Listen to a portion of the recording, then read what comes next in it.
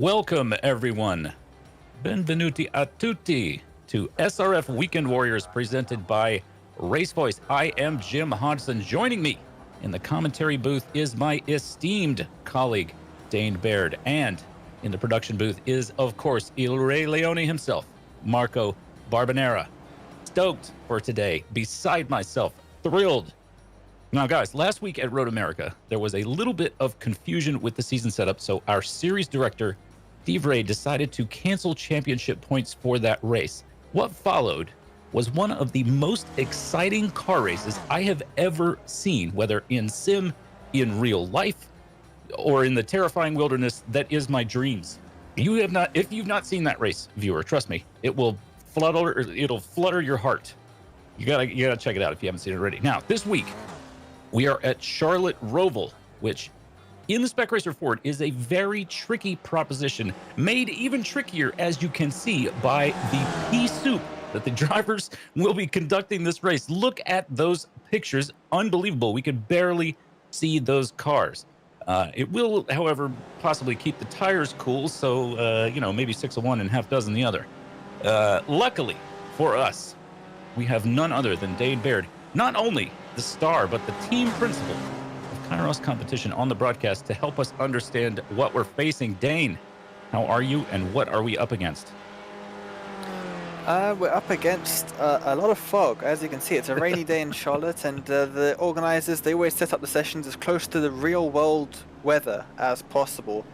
We saw this at Alton Park a few rounds ago, and yeah, it's a rainy day in Charlotte in the real world, so we've not got rain in iRacing, but we do have a lot of fog in iRacing that the drivers are going to have to handle. It's not too bad. I've seen worse, but it's not gonna help them.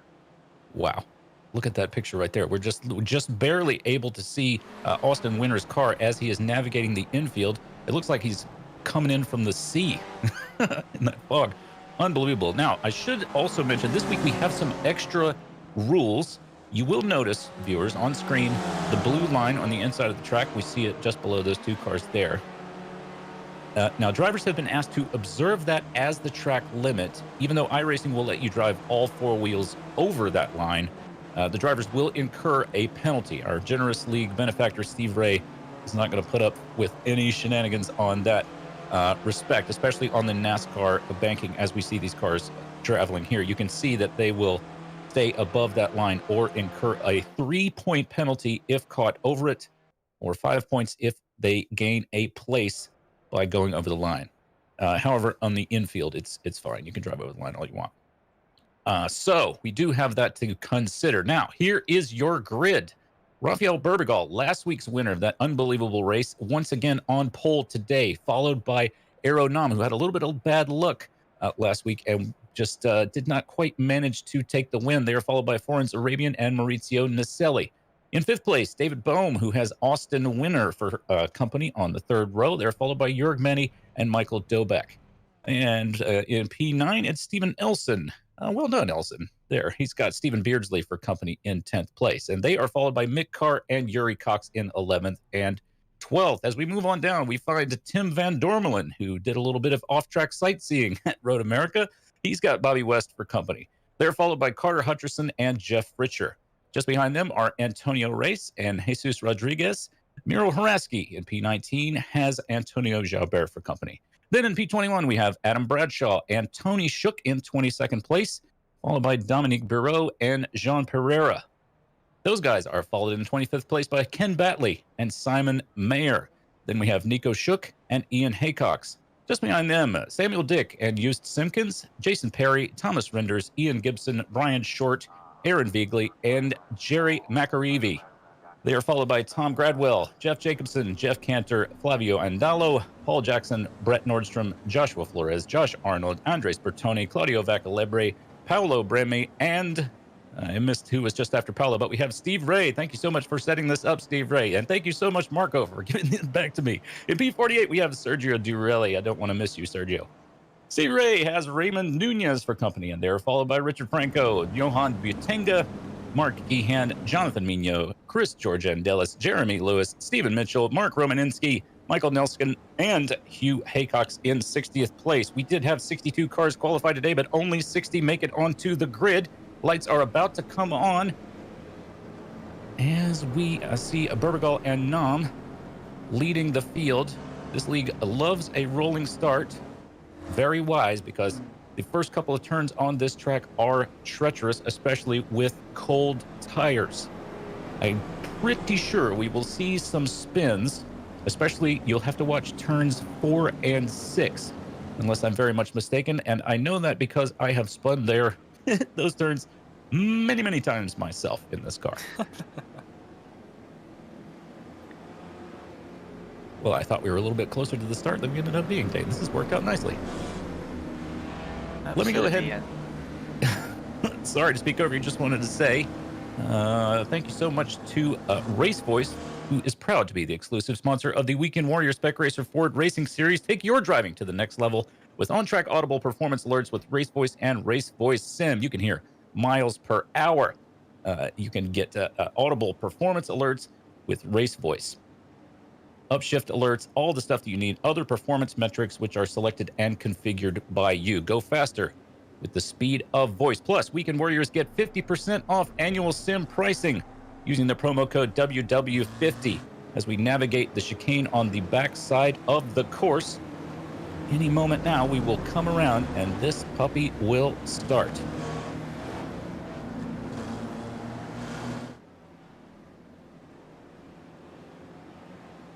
Great job qualifying there by Forns Arabian to get himself into P3 in qualifying. I mean, I'm telling you, I've seen he's just ahead of Naselli and Boehm, and those two guys are no slouch on this course. No slouch at all.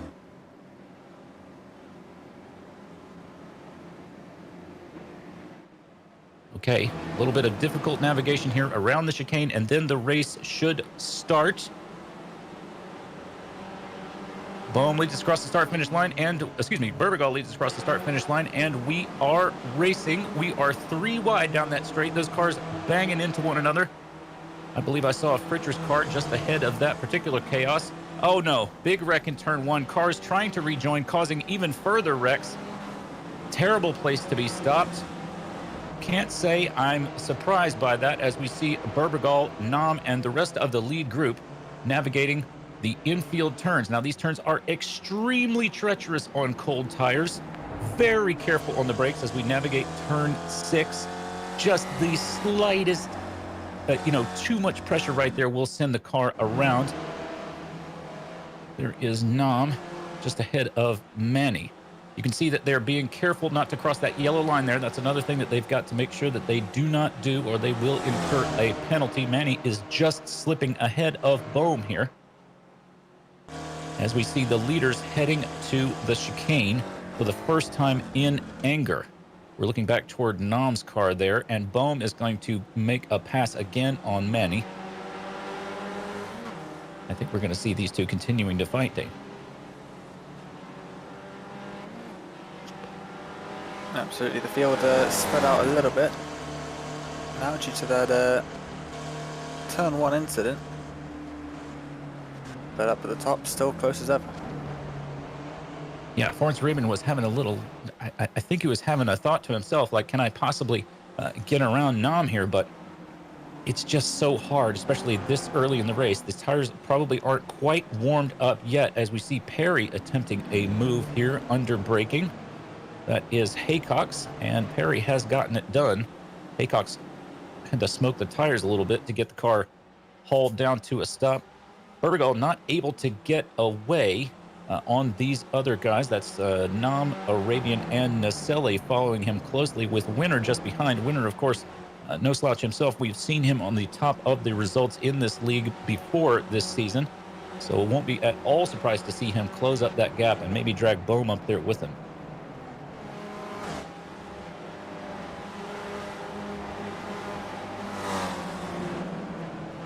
We were not aware years before we started the broadcast today that we were going to see this weather, so it was a bit of a shock to us. That is Shook attempting to close up the gap to Fritcher, but I guess I should have known.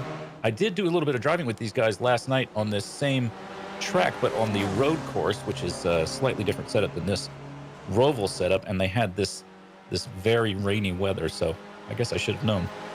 It's not quite, it's maybe not as bad as it looks from our position in the car, but certainly unique.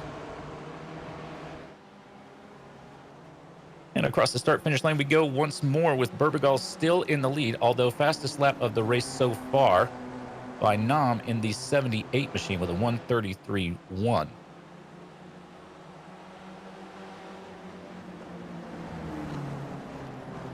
Dane, I've got to say, I'm surprised that Winner hasn't closed up this gap here. I would expect him to be, just the race we saw last week. We had, a pack of 6 or 7 guys who all led the race at one point or another. So I would, I would expect these guys to be all closed up once more. But so far, Burbigal seems to have command of the field. Yeah, and we have seen that from Burbigal multiple times in this series before. But yeah, he's just maintaining that half a second lead that he's been having, as we're already nearing towards the end of lap number 3. As it looks like somebody has just had a little bit of an incident. This is Josh Arnold in the number 36, and around he goes. Hit the curb on the inside of the final corner.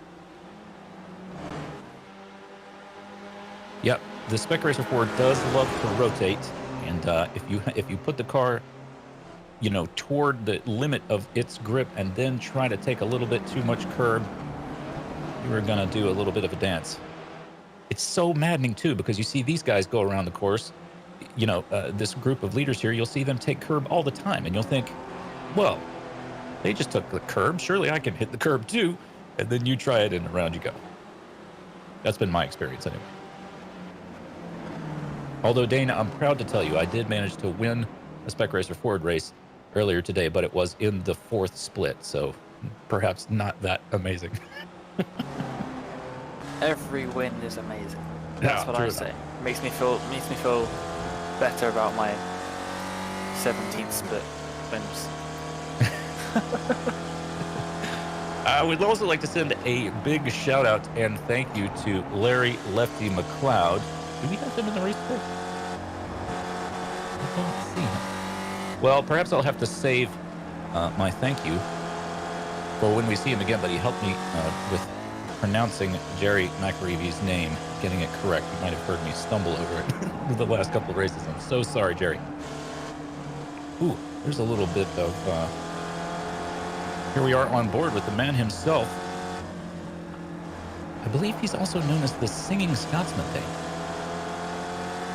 Yeah, apparently, according to our inside source, he's been known to sing a few tunes over the radio throughout some of the races. So, unfortunately, we don't get to hear that on the broadcast. But that would be quite something. Yeah, it's a shame. We'll have to see if we can get him on board for that one someday. Oh dear. Oh no, that's Bohm and Manny having an incident there just at the final turn. Oh dear. Manny, what are you doing? Oh, he's just about got away with that. I can't believe it. That was very bad place to be. To both of the cars blocking really the entirety of the racing line. Pretty much impossible once you've committed to that first apex to slow it down enough to get around them. So luckily they had a bit of a gap behind them. Yeah, now the gap between Winner and 5th and Van Dorn in 6th is 9 seconds. So the front 5 really, or the front 4 have broken away from Winner as well. Winner all on his own there, 3 seconds behind Azelli and 9 seconds ahead of Van Dorn. And it looks here as though Naselli might even be falling off of this group a little bit and leaving Burbigal, Nam, and Arabian to their devices. Now we should have a... Let's see. I wonder when the pit window will start to become a concern. I'm guessing within the next couple of laps. Maybe some drivers will start thinking about it, particularly if they have damage. There's a car having a little trouble under braking. Was that Bohm again? I think it might have been. Yep, Bohm dropping down the timing tower. And yeah, look at that, he's all the way up, stuck up on the top. That's not where you want to be. It is tough there if you know, as you're decelerating from the top of the car, if you don't get your shifting and your braking exactly right, you will overrun that braking zone there. And I believe that may be what happened to Bohm. He probably took a little bit of damage in his altercation a moment ago. And caused him to have a little bit of an issue. Here we go through the infield. Bohm rowing at the wheel.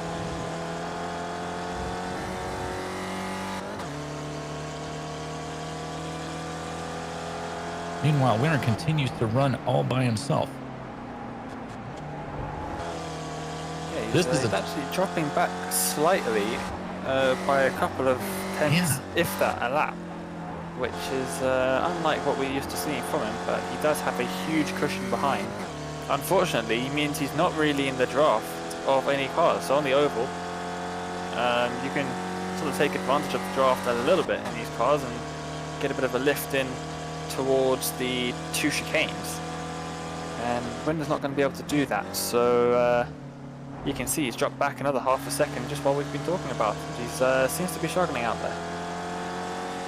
Yeah, this is such a crazy track because it's got that infield section with all the slow sort of momentum turns, and then it's got these high-speed sections which are not necessarily what you'd call the Spec Racer Ford's forte. But you know, of course, everybody's in the same car, so now I'm just able to close up a whole lot of space to Manny there, thanks to the chaos at the chicane. Here we are with our leaders, still nose to tail, and they look like they have well settled into the race. Meanwhile, running in the 13th overall is Nico Shook. I believe he is leading our Spec 2 class. There he is, looking good, just hanging on to the rear of Jalbert there. And who would be second? It would be Mayer, followed by Pereira, I think, running in 16th and 17th. They, of course, have the car numbers over 200. I think we just saw Pereira get around Mayer. So well done to him. Had a little bit of incident night last night during the fun race and nearly wrecked my car into Nico Shook's car. But luckily, he had just wrecked his, so I was able to bring my car to a halt. Good times for head by all. Oh, look at that. You can see the drivers dipping a couple of wheels underneath the line there. The banking, oh, look at that, right down to the inside. Manny defended the inside. Bohm said, no, I'll just go a little bit further. Unable to make the move in the end, but we have had a swap of position for second. Arabian finally managed to get past Nom. Yep, now he's going to maybe saying to himself, hey, listen, Nom, if you're not able to get around Bertigal in these 7 laps that we've had so far, here he goes on the outside, which means he'll have the inside for that final chicane. Very neatly done. That's just about as good as you're going to see, I think, Dane. Absolutely, managed to get the move done before even the second apex, so then you have to lose time going side by side. Just swooped in there and took the position away from Nom. He wants a turn to try and get at Berbigal in front, but he now has a half a second gap that he's got to try and close down just a little bit before he'll be able to do that. But luckily the draft is quite powerful in these cars, as we've seen. He should be able to do that quite quickly. Simpkins, the 377, is on the grass, or the AstroTurf. What has happened to Eustace Simpkins in the 377? Has he just outbraked himself? Oh dear. Oh. Losing the rear end, and then is collected by the 86 behind, and he has now got both rear and front damage. Was that Haycox in the 86 machine? I believe it was. No, it's Yuri Cox. Yep, I have... Oh, we have Arabian challenging for the lead here. Does the exact same move on Berbigal that he just did on Nom a lap ago. So Arabian, you know, in more ways than one, Dan, if you'll forgive the turn of phrase, really coming to the fore here, using every bit of the track.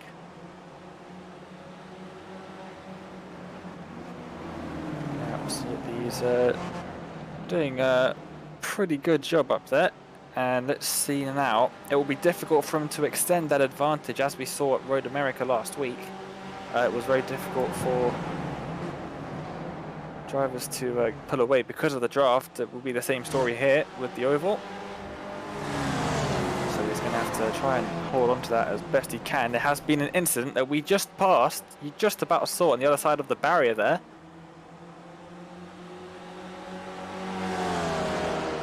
That was just after turn 1.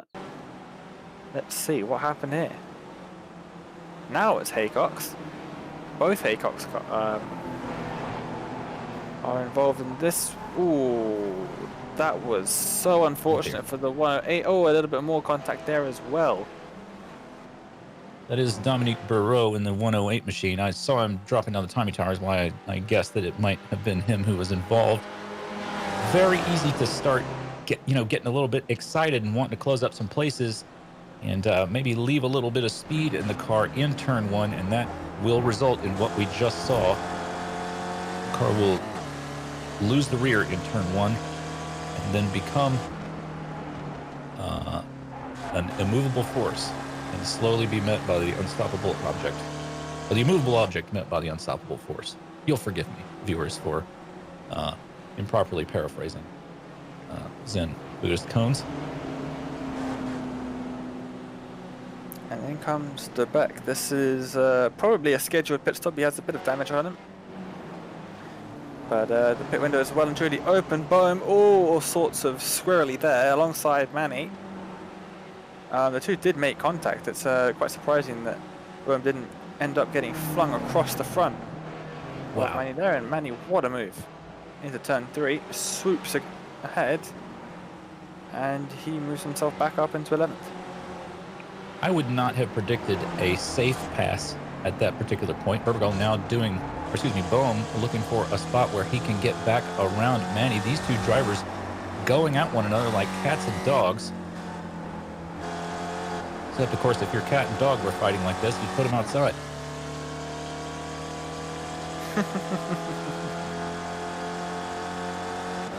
I'm sure that Boehm's going to make a little attempt here, under braking into the chicane. He decides to go for the outside. Manny moves over the old Schumacher squeeze, as Dane might refer to it.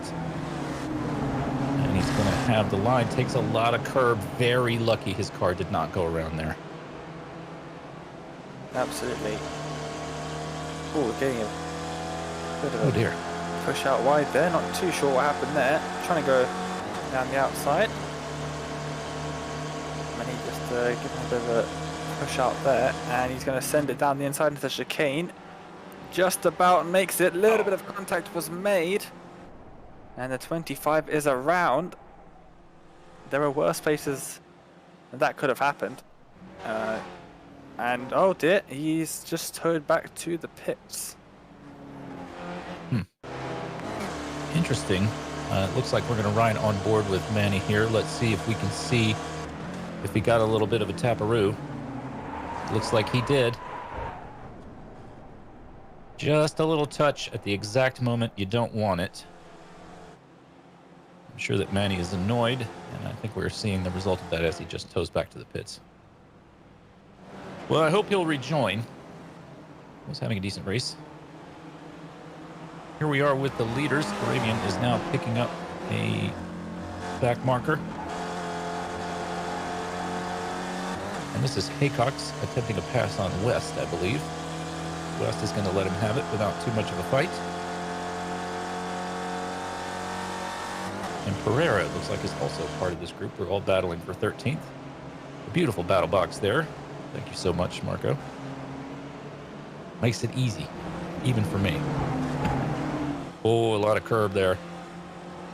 A lot of curb for Haycocks. I'm surprised he survived that, Dane. Yeah, drivers taking risks. You see it a lot at circuits such as Charlotte and Imola as well. Pretty massive curbs at Imola, and we see drivers taking them all the time. I personally don't understand how drivers take so much curb at Imola, because I don't think I've ever done that without spinning the car right around. But the drivers here are doing the same thing, getting all up over the curbs. Yeah, I understand how they're able to take the curb, just not how they're able to control the car afterward.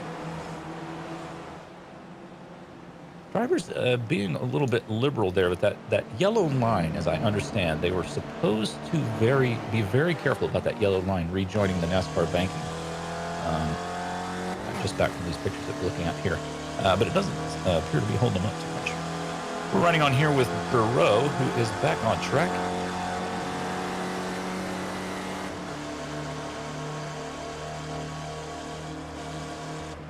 He has been to the pits, so is ready to race for the rest of the race. Most of our drivers have not pitted yet. Dobek, Shook, Haraski, Race, and some other drivers have pitted, sort of down the timing tower at the moment. Here, Arabian leading Burbagal, leading Nam, leading Naselli. Winner still apparently on an island there, Dane. Not able to really close it up and not getting caught either. Yeah, and Arabian just extended just a little bit.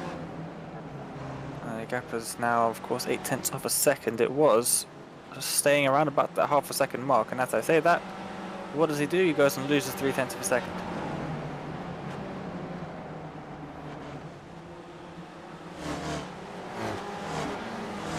How is the race going? Well, let's see. For the Spec 2s, there's that yellow line I was just talking about. We see Arabian tearing over it. Here we are with Shook in the chicane. A lot of curb and a lot of wall. Oh, Shook. I hate to see it for you, pal. Here we are with Mayer, who's leading Spec 2 at the moment, which I suspect might be because he has not pitted yet. But we'll not take it away from him, will we? He's leading Spec 2.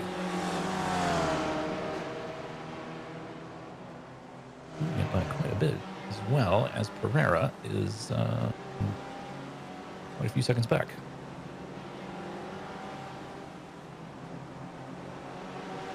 Mayer is just driving around Haycock's there, I believe. Haycock's car looking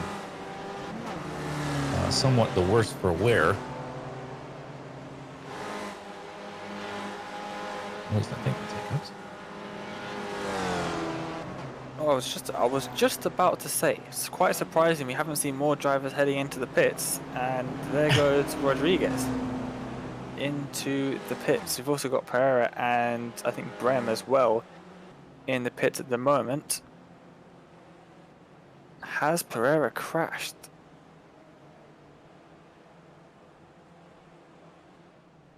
He may have disconnected, says Marco. And if anybody would know, it would certainly be Marco. Here we are with our leaders once more. Arabian, he looked so fast for a couple of laps there, Dane, didn't he? But now it seems like the rest of the leaders kind of have the measure of him, and he's not pulling away. He was he had two sort of hero laps in a row, and now he's just taken a whole lot of curb. Very nearly getting himself into the wall there. Got to be maddening for him to have those 2 laps and be able to pass Nam and then pass Burbagal. Oh, Naselli very low. He must be pitting this lap. Indeed, he is. Naselli pits out of 4th. So winner, as he passes the pits, will now inherit 4th place. On board with West.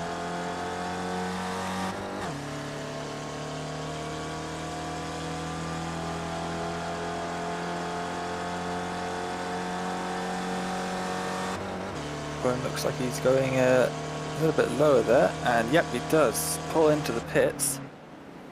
Left it pretty late before diving down there, but it's going to be very interesting to see how the drivers that have just pitted, and Sterling being one of them, are going to come out, and they're going to come out in traffic. That is probably the last thing Sterling would want to see when he made his way into the pits. Yeah. Naselli comes out just behind Jalbert, who's just behind Fritcher there. And Naselli on those cold tires will have to be very ginger with the car until it warms up as he's riding along with those guys.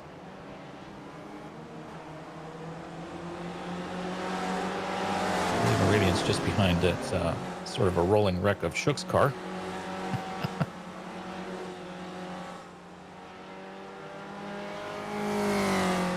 Did Jalbert have an issue? There's Jalbert with Maselli just behind. Oh dear. Ooh. Well, you do want to aim for that wall on that final turn of the infield to get back on NASCAR banking and then hit the gas to sort of slingshot yourself around. Unfortunately, I think Jalbert cut it a little close.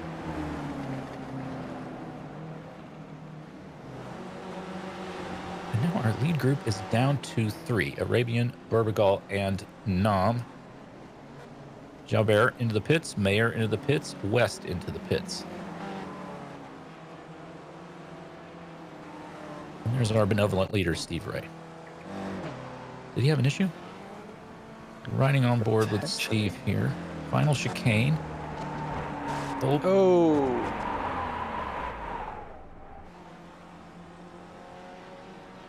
Yep. Classic Spec Racer Ford business right there. He was already losing the car before he even touched the curb. Curb just made that even more inevitable. Did well to catch it, but he caught it a bit too much. And around it went. Well, thank goodness for the wall, or he'd have been in the parking lot. And here we are with Arabian, Burbigal, and Nam still. Looks like Vigley and Burbigal Arabian into the pits. So Arabian pits out of the lead. Burbigal will now inherit the lead. There is Fritcher leading a little pack. And very likely going to, well, it looked like Van Dormelen was going to try to effect a pass on Fritcher, which he may still yet do.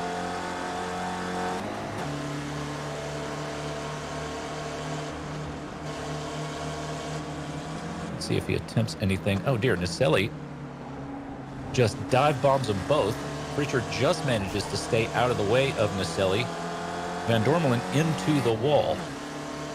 Probably a little bit distracted by Naselli's attempt on those two guys.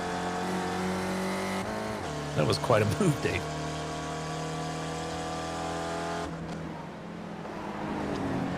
Absolutely. And despite the damage on his car, oh, he is not to 7th. Let's see.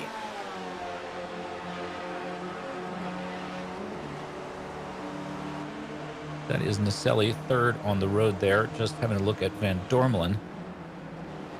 Oh, and he take another one. Oh, yes, he will. 2 for the price of 1 there. Yeah, why not? Van Dormelen here getting passed by the 174 machine. Interesting. That is Carter Hutcherson, the 174 machine.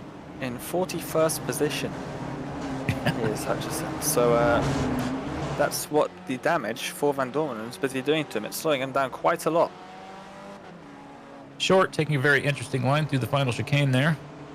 As we see Winner go sailing past.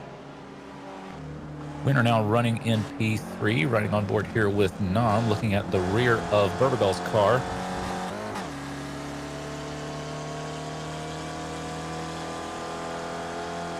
I've just learned something, Dane.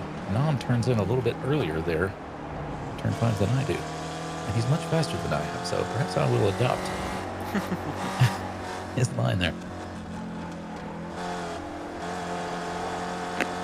Nicely done there, back onto NASCAR banking. Looks like some other cars have dipped into the pits. Van Dormelen, Fritcher, Haycox all into the pits. That'll be a breath of fresh air for Van Dormelen, whose car was looking a bit the worse for wear. And now McAreevy and Beardsley will inherit places from them. Leaders now managing their cars through the chicane. I will not be surprised, nor will anyone, I'm sure, if Burbigal and Nam decide to dive into the pits. You wonder if Nam will go in, if Burbigal goes in, but they're both, so far they're staying high. Yep, we're both going to stay out for at least one more. I was Cars all quite surprised by Van Dormelen because he had a lot of damage and it was clearly slowing him down. Oh dear, that is Mayor. Oh dear, sending cones across the circuit in front of other drivers. I suspect he'll get a slowdown for that as well. And some drivers on the apron. Rodriguez, was that a pass for position on the apron? What has happened there? But quickly, I wanted to say that Van Dormelen, I was surprised he had a lot of damage that was clearly slowing him down. Oh dear, that was... Oh, the wall just ends perfectly there for him. For Simon Mayer. Any more and that would have been quite a nasty impact. But yeah, I'm surprised he didn't take the fast repair and take the pit stop earlier. As Berbagal looks like pushing track limits just a little bit. Looks like Perry, Renders, and McAreevy into the pits. Lots of places getting inherited there on their part. Looks like most of the field has pitted now, except for this man, Berbagal, followed by Nam. It looks like, yep, Berbagal will pit now. Nam stays out for one more lap, you would think. You would think, but it wouldn't be the first time he's shocked us with his fuel usage, as this is Arabian and Naselli. So Naselli has got past Arabian.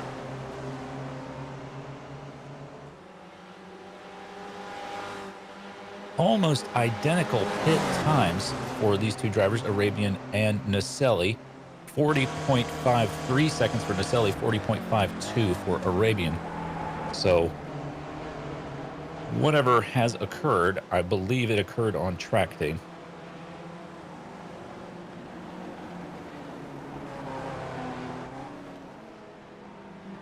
There's our man winner. Back out on track and running well.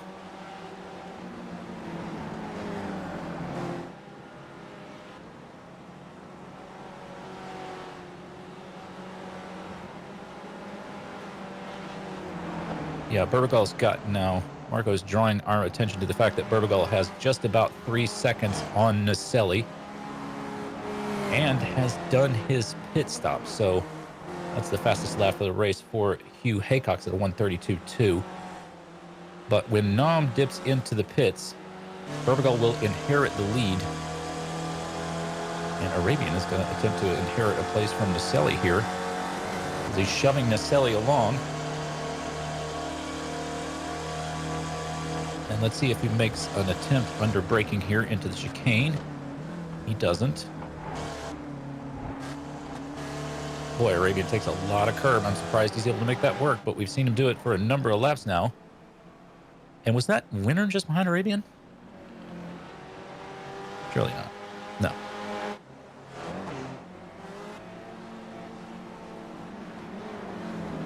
Nam into the pits at last. So let's see if Nam is able to pull off some kind of a super short pit stop somehow. Oh, wow, yes. There is a car backwards out of turn 1. Nam back out on track.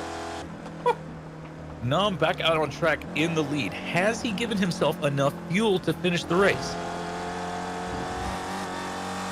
Nam's pit lane time, 39 seconds. Berbagal, 40.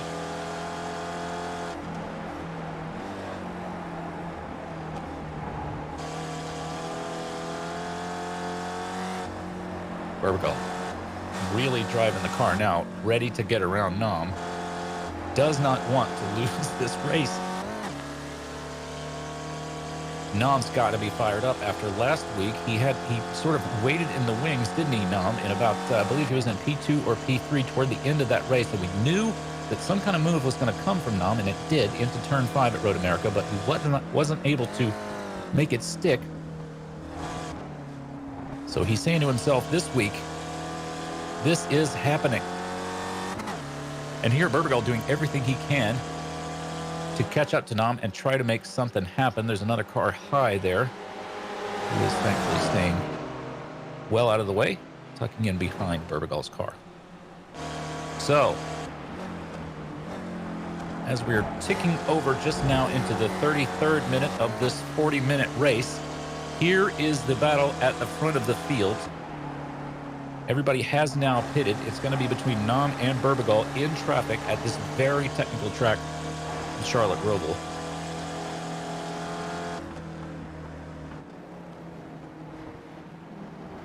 These guys are screaming. They've put time on Naselli, as Marco was saying. Pretty big gap back to Naselli and Arabian, who are together, and another gigantic gap back to Winner. Not sure if you guys are... Oh, dear. This is Race in Spec 1 this season after a lot of success in Spec 2 previously. What's happened to him? Maybe taking a little too much curb and lost the car? Well, lost the car anyway. Tried to save it. Tank slapper. Couldn't quite get it back under control. Once the rear goes on this car, just put your feet in and figure it out. Because it is a very, very tough car to save once it starts going down. There is Mayer running just behind Van Dormelen and Rodriguez. I think Van Dormelen's car is still pretty beat up, so he didn't want to take the time in the pits to get it fixed. Interesting. That is interesting. Simon Mayer currently leading Spec 2 by 4 seconds at the moment. So he's doing a pretty good job out there despite the issues that he's had. Just double checked, the drivers definitely do have one fast repair in the race, so very interesting that as the car just disappears on the left hand side of the circuit. He'll be taking advantage of that fast repair, I'm sure. Running on board here. Mayer is dropping down the order at a considerable rate. What has happened? Is this a slowdown? Looking a little beat up.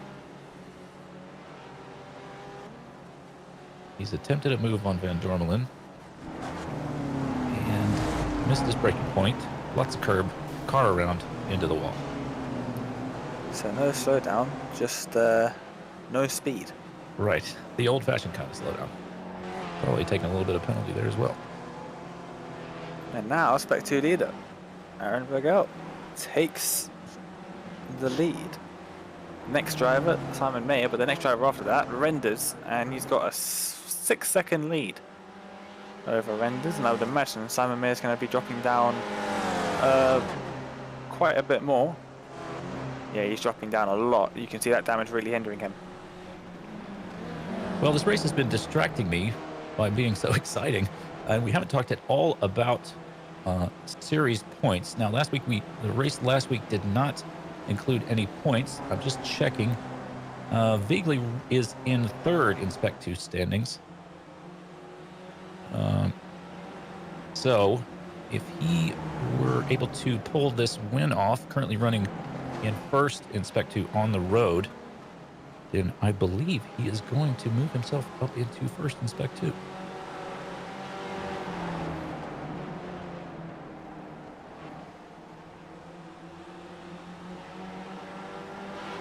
That's without the drop races figured in, of course. Here is Nam leading Burbigal. And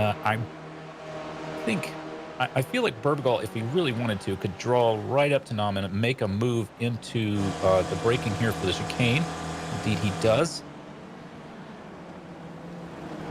Pretty neat move on Burbigal's part. Is he able to make it through safely? Only just. But now I think Nam will have the speed to do the exact same thing right back into the final chicane. Nam chooses to go wide. No room to go under. But he will have the inside for this final chicane, will Nam? Does he make it happen? He does. Burbigal takes a whole lot of curb there. Yeah, really climbing up there. We'll have 2 laps to go then.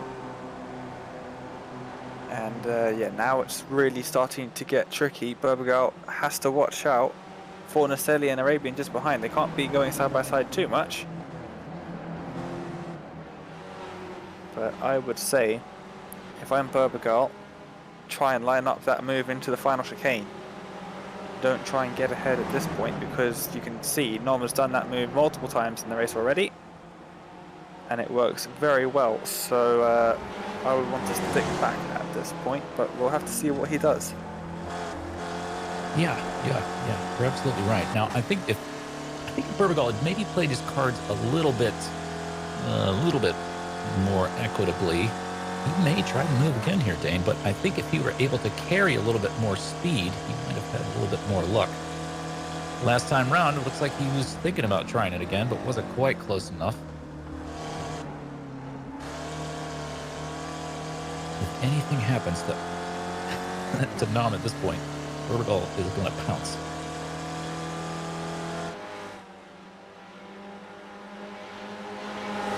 Well, we should get the white flag this time. Yes, indeed. We're just hearing from Marco that this is the white flag, so Burbergal has a look. Not quite close enough. Nom got so loose there on the entry. I thought he might go around.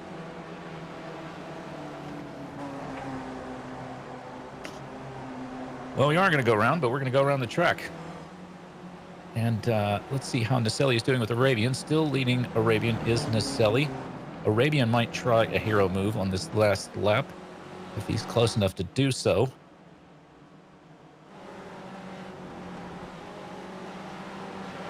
Nom leading Burbergal. That's turn 6. Very tricky. And around we will go back onto the NASCAR banking for the final time. Burbergal close. Is he close enough to try to make a move under braking into that chicane? Will he let it slide? Maybe try to draw up close enough and make the move into the final chicane. We do have 2 chicanes to go here. Nom moves outside. Burbergal has a look at the inside. Oh, but there's a slow car there. No! Burbergal goes around. He couldn't quite navigate the turn because he had to avoid that back marker there.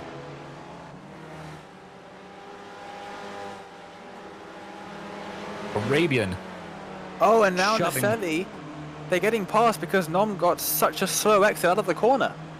Oh. Naselli now in the lead. Nom outside. Naselli contacts Nom. Nom all into the wall. Nom into the wall. Arabian over the line in first place. What a finish. Unbelievable. Burbergal got past Nom as well at the end.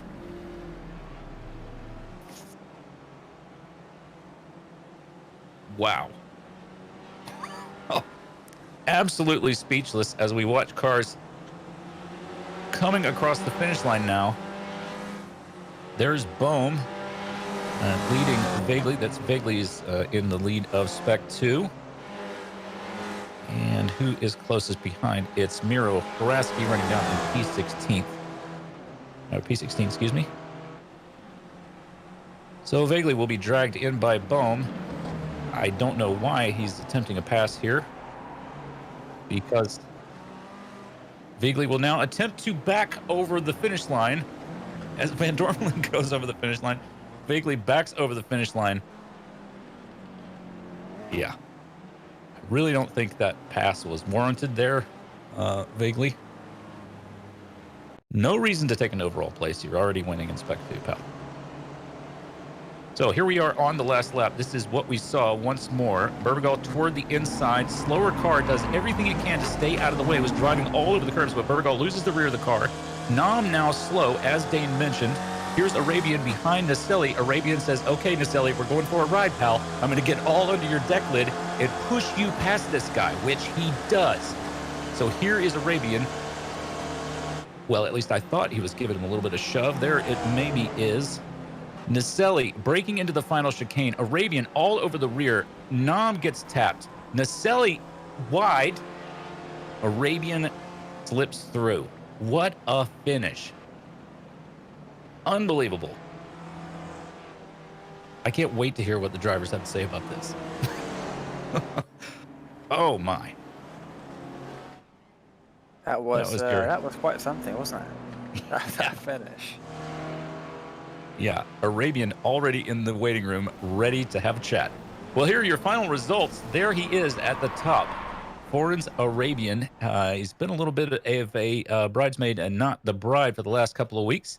He takes the win from Naselli, from Berbagal, from Nam. Winner powers on home in P5, followed by Dobek. A good result for Dobek, I think. Well done to you, sir. Followed by Hugh Haycox, Jeff Fritcher, Bobby West, and Jesus Rodriguez. They're in 10th place. Boom, somewhat, well, probably not the finish he would like to have, as we see the Demolition Derby going on in the chicane in the back there. Boom had an eventful race, but not an eventful as he would have liked. And Van Dormelen as well. There's vaguely your Spec 2 winner, followed by Mino, Batley, Haraski, and Macarivi in 17th. In 18th, of course, Antonio Race, followed by Mayer, Bureau, Beardsley, Renders, Jalbert, Vacalebri, Gibson, Cox, Gradwell, and Bradshaw down to 28th.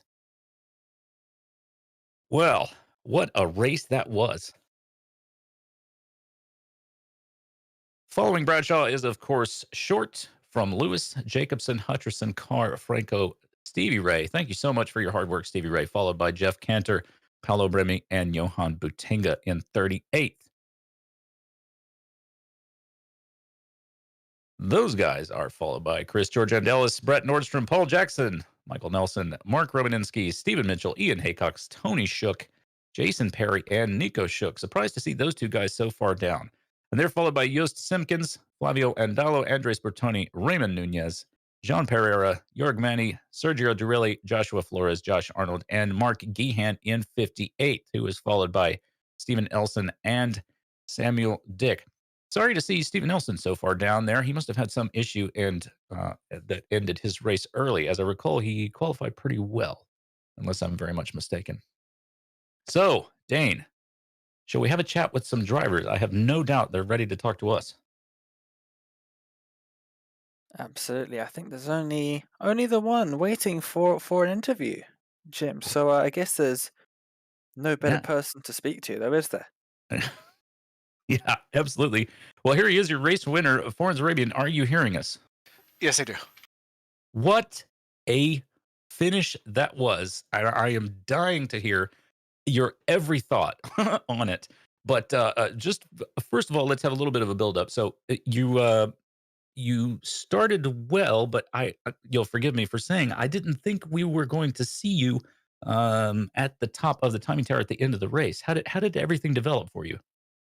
Well, I was leading the first part of the race until I entered a pit stop where probably my N3 was 3 seconds slower. I didn't feel like I had practiced enough, but with Maurizio, we were able to come back and gain a lot of time on the top two, which were constantly fighting each other. Yeah, so you, if I'm not mistaken, didn't you qualify? Or you started in P3, but after after a couple of laps, you were able to get by Nam and Burbigal, right? Correct. It seemed like everybody's philosophy was the conventional, more grip through the corners.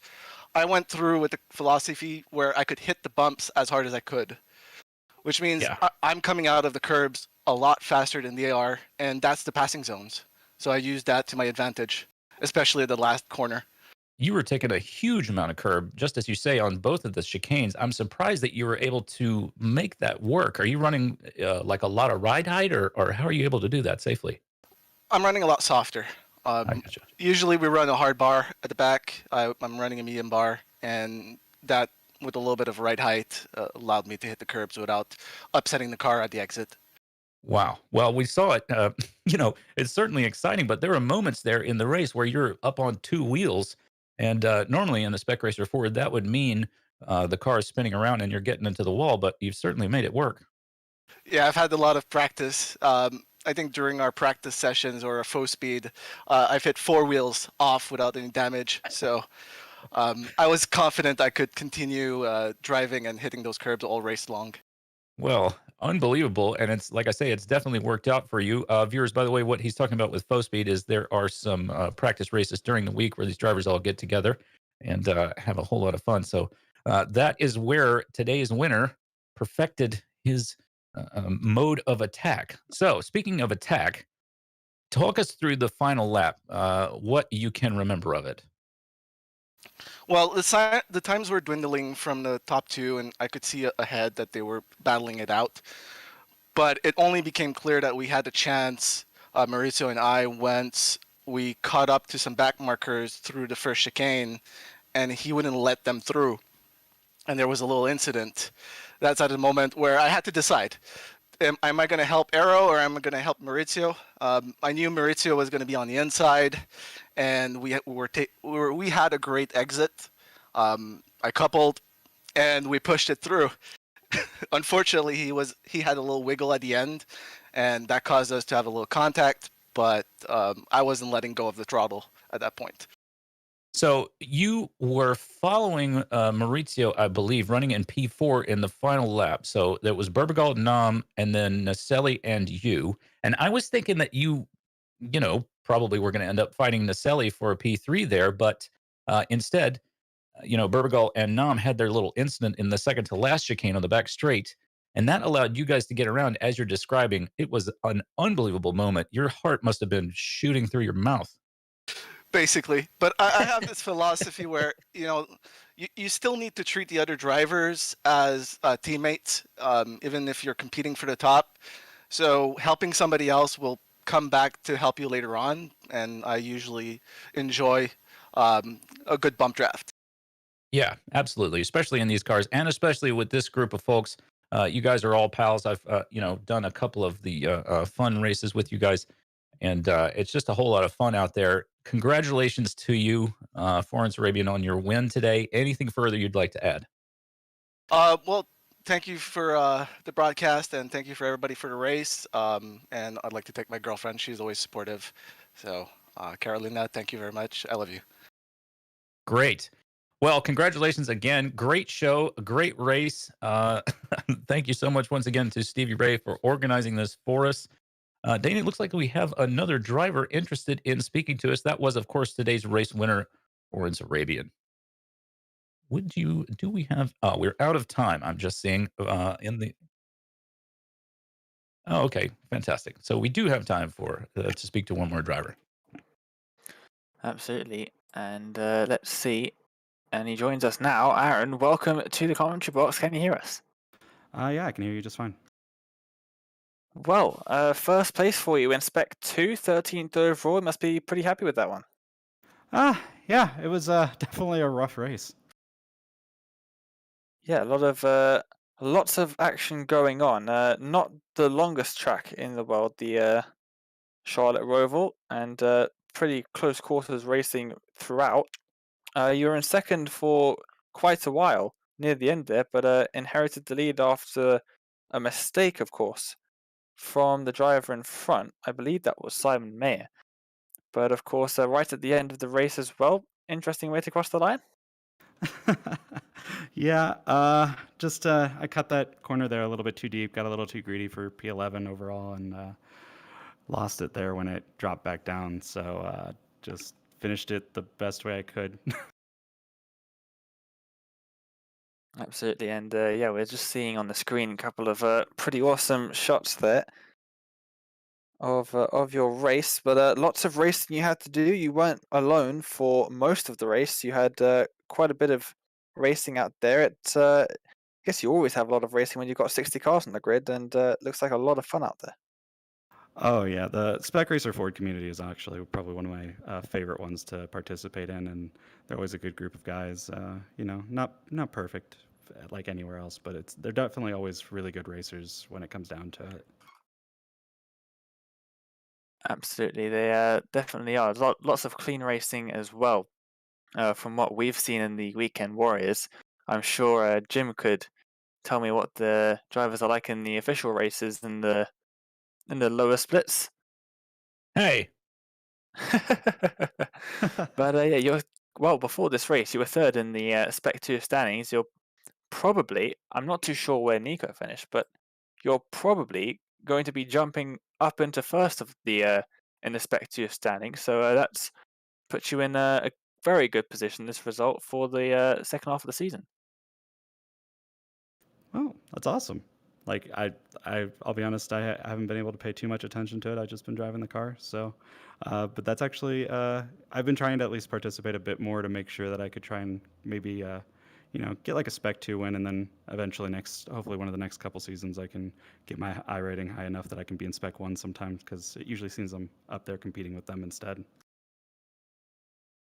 Absolutely, you're always up in the top half of the field at least, battling it out. We can see on the screen you had your fair share of contact as well during the race, so it's you did a great job to make it to the end.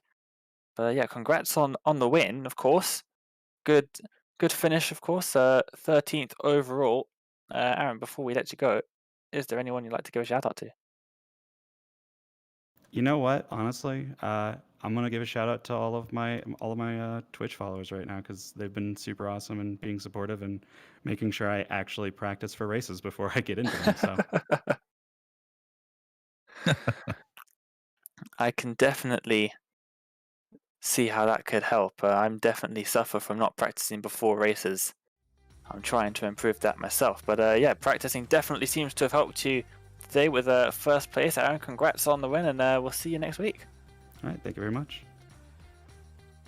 Well, what a race it was, Dane. That, of course, was Aaron Vigley, finished 13th overall, first in Spec 2. What a race, as I say. Thank you once more, Stevie Ray, for setting this up for all of us.